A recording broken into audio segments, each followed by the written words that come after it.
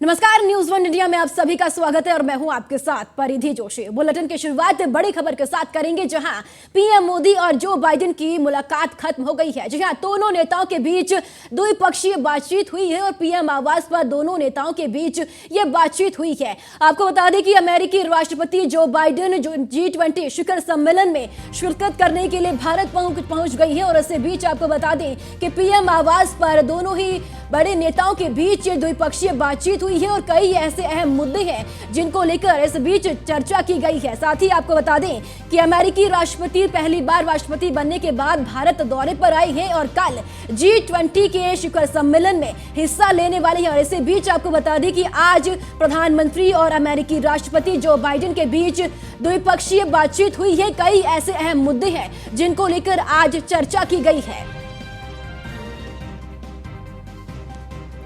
तो देखिए, दिल्ली में G20 शिखर सम्मेलन के लिए विदेशी मेहमानों का जो सिलसिला है वो लगातार शुरू हो चुका है। और इसके बीच आपको बता दें कि अमेरिकी राष्ट्रपति जो बाइडेन दिल्ली पहुंच गई और सीधा इसके साथ ही आपको बता दें कि जो बाइडेन पीएम आवास गई और वहां पर प्रधानमंत्री नरेंद्र मोदी से मुलाकात की और द्विपक्षीय बातचीत दोनों नेताओं के बीच हुई है। और इसके बीच आपको बता दें कि ऐसे कई अहम मुद्दे हैं जिनको लेकर द्विपक्षीय बातचीत में चर्चा भी की गई है।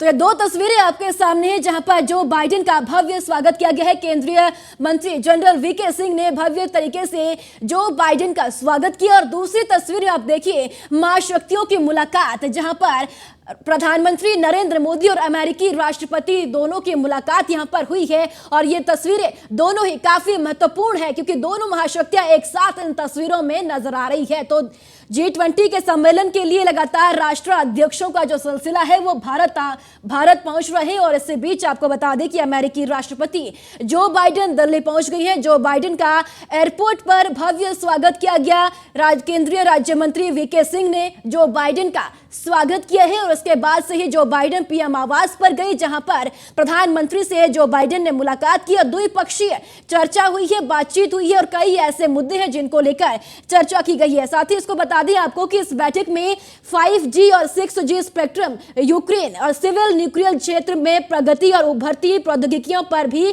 चर्चा की गई है। तो तमाम ऐसे जो मुद्दे हैं जो इस बैठक में चर्चा की गई है, 5G हो या 6G स्पेक्ट्रम या फिर यूक्रेन हो, तमाम ये जो मुद्दे हैं इनको लेकर द्विपक्षीय चर्चा प्रधानमंत्री और जो बाइडेन के बीच हुई है।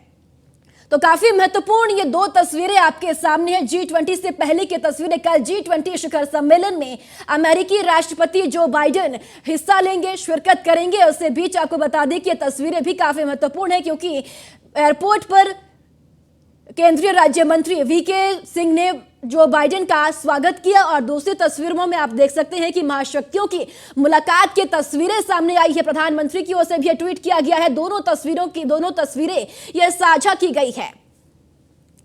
तो ये आपको बता रहे हैं कि कहां ठहरे G20 के मेहमान। नेता जो बाइडेन ITC मौर्य में ठहरे हुए हैं, जो रुकने के स्थान वहां पर बताए गई हैं। और साथ ही ऋषि सुनक प्रधानमंत्री ब्रिटेन के हैं, वह शांग्री लाल होटल में रुकेंगे, तो यहां पर उनके लिए व्यवस्था की गई है। और साथ ही अब आपको बता रहे हैं कि तमाम जो G20 में शिरकत करने वाले हैं बड़े नेता, जस्टिन ट्रूडो प्रधानमंत्री कनाडा की है, द ललित होटल में ये ठहरे हुए हैं। इनके रुकने का प्रबंध द ललित होटल में किया गया है। और इसी बीच आपको बता कि एंथनी अल्बनीज प्रधानमंत्री ऑस्ट्रेलिया के हैं, जो कि इंपीरियल होटल में रुकेंगे। इंपीरियल होटल में प्रधानमंत्री के रुकने की व्यवस्था की गई है। और अब बात करेंगे अमेरिकी राष्ट्रपति जो बाइडेन की, जो कि ITC मौर्य होटल में रुकने वाले हैं। उनकी व्यवस्था इस होटल में की गई है। अल्वाल्डो फर्नांडीज अर्जेंटीना के राष्ट्रपति हैं। G20 के जो भी मेहमान आने वाले हैं उनको हम आपको बता रही हैं।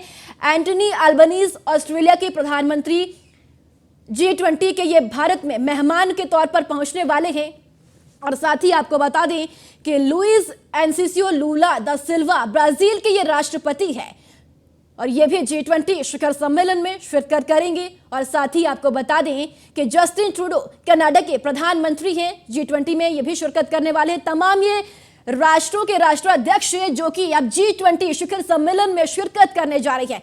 ली क्यांग चीन के नए प्रधानमंत्री हैं जो G20 सम्मेलन में शिरकत करेंगे। तमाम ये सभी लोग जो प्रतिनिधि हैं देशों के, वो सभी G20 में शामिल होंगे। चार्ल्स माइकल राष्ट्रपति यूरोपीय संघ के हैं, ये G20 में शिरकत करेंगी। और साथ ही लगातार हम आपको बता रहे हैं कि कौन कौन ये विदेशी मेहमान हैं जो G20 में शिरकत करेंगे। एमेनुअल मैक्रोन जो राष्ट्रपति है फ्रांस के, वो भी 9 सितंबर 12:35 पर आएंगे। और जो बाइडेन अमेरिकी राष्ट्रपति जो कि अब दिल्ली पहुंच चुके हैं और जिनका वीके सिंह जो केंद्रीय राज्य मंत्री हैं, उन्होंने उनका स्वागत किया, जिसके बाद से ही अमेरिकी राष्ट्रपति पीएम आवास गए, वहां पर प्रधानमंत्री से मुलाकात की। ओलाफ स्कोल्ज जर्मनी के चांसलर हैं, G20 में ये भी शिरकत करने वाले हैं। तो तमाम ये बड़े जो प्रतिनिधि हैं G20 में शिरकत करने जा रहे हैं। जोको विडोडो इंडोनेशिया के ये राष्ट्रपति हैं।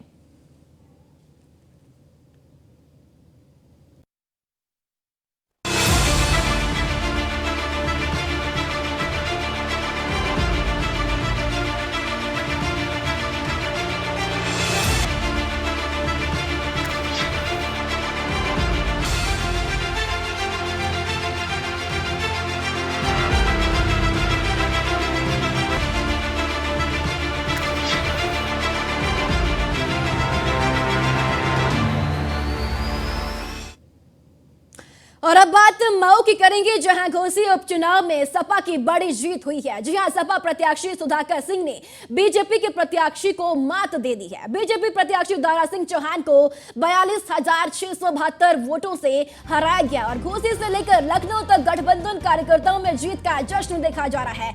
जी हां, सपा के सुधाकर सिंह को ऐतिहासिक जीत मिली है। वहीं बीजेपी प्रत्याशी दारा सिंह चौहान को करारी शिकस्त यहां पर दी गई है। तो घोसी उपचुनाव को लेकर ये तस्वीरें भी अब साफ हो गई है कि किसका पलड़ा भारी था, किसने जीत हासिल की है। तो समाजवादी पार्टी के प्रत्याशी सुधाकर सिंह ने भारी मतों से यहां पर जीत हासिल की है। दारा सिंह को 42,672 वोटों से यहां पर शिकस्त दी गई है सुधाकर सिंह के द्वारा। और इसी के साथ आपको बता दें कि INDIA गठबंधन के कार्यकर्ताओं में भी अब लगातार जश्न का माहौल दिखा जा रहा है। लगातार जश्न मनाते हुए कार्यकर्ता नजर आ रही है। तो घोसी उपचुनाव में सपा को यह बड़ी जीत इस बार आज यहां पर यह मिली है। सपा प्रत्याशी सुधाकर सिंह ने बीजेपी प्रत्याशी को मात दे दी है। जी हां, बीजेपी प्रत्याशी दारा सिंह चौहान को 42,672 वोटों से सुधाकर सिंह ने हरा दिया। और घोसी से लेकर लखनऊ तक गठबंधन कार्यकर्ताओं में जीत का जश्न का माहौल देखा जा रहा है। सपा के सुधाकर सिंह को यह ऐतिहासिक जीत मिली है घोसी विधानसभा उपचुनाव में। तो जिसके बाद से ही अब गठबंधन के कार्यकर्ताओं में लगातार जश्न का माहौल देखा जा रहा है। कार्यकर्ता आपस में मिठाई बांटते हुए नजर आ रही है, खुशी मनाते हुए नजर आ रही है। तो अब वहीं बीजेपी की अगर बात करें तो बीजेपी भी अब लगातार ये बात कह रही है कि जहां भी चूक हुई उस पर चर्चा की जाएगी, मंथन किया जाएगा। वहीं घोसी में दारा सिंह पस्त, सपा खेमा मस्त, दल बदलू धारा और घोसी ने नकारा। जी हां, दारा को अब कहां से मिलेगा सहारा, घर में ही चित हुए राजभर, कहां रह गए कसर, बाहरी दारा पर भारी स्थानीय सुधाकर। राजभर के दावे निकले हवा हवाई, घोसी में INDI का जोश हाई। तो अखिलेश यादव का ट्वीट अब सामने आया है। अखिलेश यादव ने जिस तरीके से घोसी विधानसभा उपचुनाव में जीत हासिल हुई है, और उसके बाद अब यह ट्वीट किया है जहां पर घोसी की जनता ने भाजपा को 50,000 पछाड़ दी है। यह भाजपा की राजनीति की नहीं, नैतिक हार है।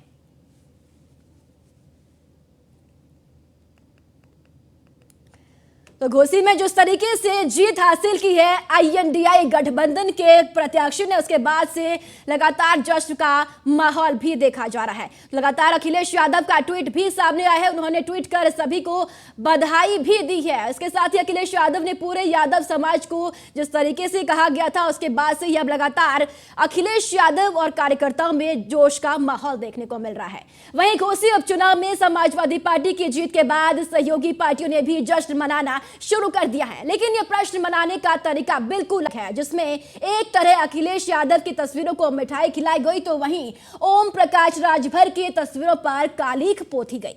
यह काम राष्ट्रीय समता पार्टी ने अपने कार्यालय पर जश्न किया। तो ये तस्वीरें भी आपके सामने हैं, दोनों तस्वीरें। और खबरें लगातार जारी है और यहाँ वक्त हो गया कि छोटे से ब्रेक का लौट। ब्रेक के बाद एक बार फिर आप सभी का स्वागत है। चलिए खबरों में आगे बढ़ेंगे, जहां घोसी जीत के बाद सपा प्रदेश अध्यक्ष नरेश उत्तम पटेल ने क्या कुछ कहा, ये आपको सुनवाते हैं। देखिए, घोसी में चुनाव जो हुआ है वो जनता बनाम भारतीय जनता पार्टी की सरकार था। जनता जीत गई, समाजवादी पार्टी जीत गई, जनता जीती है, भाजपा हारी है, सरकार हारी है। सर कह रहे थे कि 11 बजे के बाद ये सपा के नेता दिखाई नहीं पड़ेंगे। अब जनता तो दिखाई पड़ रही है। हाँ। जनता बेहद खुश भी है। हाँ। कि भारतीय जनता पार्टी ने जो सताया है नौजवानों को, बेरोजगारों को, किसानों को, गरीब लोगों को, महिलाओं को, दलितों को, पिछड़ों को जो सताया है, उसी का परिणाम है कि आज भारतीय जनता पार्टी हार गई। मान लें कि समाजवादी पार्टी ने अपनी साइकिल की सर्विस कर ली है। समाजवादी पार्टी एक विचारधारा की पार्टी है। समता संपन्नता स्थापित करने के लिए समाजवादी विचारधारा है और वो विचारधारा जीती है। हमारे साथ मौजूद है समाजवादी पार्टी के प्रदेश अध्यक्ष नरेश उत्तम पटेल, जिनका साफ तौर पर कहना है कि लोकसभा चुनाव 2024 के लिए ये पहली जीत है और अब ये शुरुआत हो चुकी है लोकसभा चुनाव 2024 को लेकर। घोसी की जीत से काफी ज्यादा खुश नजर आ रहे हैं समाजवादी पार्टी के सभी कार्यकर्ता और ढोल नगाड़े बजाते हुए भी आप देख सकते हैं हमारे नजर आ रहे हैं। कितने ज्यादा खुशियां मनाते हुए नजर आ रहे हैं। देख सकते हैं कितने ज्यादा उत्साह है समाजवादी पार्टी कार्यकर्ताओं के बीच में घोसी में जो चुनाव जीत है उसको लेकर, और ये लोकसभा चुनाव की तैयारी है, ऐसा उनका मानना है। कैमरा पर्सन अभिजीत के साथ स्कंदना बिजराज, न्यूज़ वन इंडिया, लखनऊ। वहीं सपा प्रवक्ता सुनील साजन का भी बयान सामने आया है, क्या कुछ उन्होंने कहा, ये आपको सुनवाते हैं। ये कहेंगे कि ये जीत समाजवादी पार्टी की, समाजवादी पार्टी के माननीय राष्ट्रीय अध्यक्ष जी की नीतियों की, उनके निर्णय की, और समाजवादी पार्टी के एक एक नेता, एक एक कार्यकर्ता जो सेक्टर पर, बूथ पर लगा था, ये उनकी जीत है। और हम धन्यवाद देंगे उन सभी दलों को जिन्होंने समाजवादी पार्टी का समर्थन किया, और खास तौर से हम आभार व्यक्त करेंगे सम्मानित घोसी की जनता को। वो अगड़ा हो, पिछड़ा हो, दलित हो, मुसलमान हो, सबने भारतीय जनता पार्टी के घमंड के खिलाफ, उनके भ्रष्टाचार के खिलाफ, उनके झूठ के खिलाफ, बढ़ती हुई महंगाई के खिलाफ, बढ़ती हुई बेरोजगारी के खिलाफ मोहर लगाई है कि हमको भाजपा नहीं चाहिए। मुझे लगता है घोसी के जो परिणाम है वो 2024 के चुनाव के लिए बानगी है। वहीं घोसी जीत के बाद सपा विधायक रविदास मेहरोत्रा ने क्या कुछ कहा, अभी आपको वो भी सुनवाते हैं। समाजवादी पार्टी की ऐतिहासिक जीत से ये साबित हो गया है कि 2024 में इंडिया की सरकार बनेगी। कल भारतीय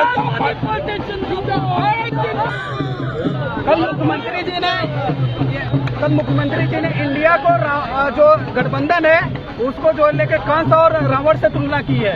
ये इंडिया जो गठबंधन है ये 26 विपक्षी पार्टियों का गठबंधन है। इसकी लड़ाई एनडीए से है। समाजवादी पार्टी की ऐतिहासिक जीत से ये साबित हो गया है कि 2024 में इंडिया की सरकार बनेगी।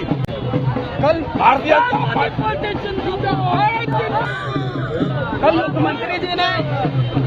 मुख्यमंत्री जी ने इंडिया को जो गठबंधन है उसको जोड़ने के कंस और रावण से तुलना की है। ये इंडिया जो गठबंधन है ये 26 विपक्षी पार्टियों का गठबंधन है। इसकी लड़ाई एनडीए से है। समाजवादी। वहीं घोसी जीत पर कांग्रेस नेताओं का भी बयान सामने आया है, क्या कुछ कहा उन्होंने, आइए आपको भी सुनवाते हैं। हमने इंडिया बनाया तभी हमारे मन में था कि इस अलोकतांत्रिक संविधान विरोधी सरकार को हटाना है। हम सब लोगों ने मिलकर ये तय किया था, और ये जो है ये शुरुआत है। हमने घोसी में अपना प्रत्याशी नहीं खड़ा किया, हमने उनको समर्थन दिया, ठीक है ना, और हमने पूरी कोशिश की कि वहां पर इंडिया जीते, क्योंकि ये एक शुरुआत है। कहते हैं ना कि when the starting is good the end is good, तो वो शुरुआत एक अच्छी हो चुकी है। हम लगभग जीत के कगार पर हैं। 18 राउंड की काउंटिंग के बाद हम 25,000 से लीड कर रहे हैं, और हर राउंड की गिनती के बाद ये मार्जिन बढ़ता जा रहा है।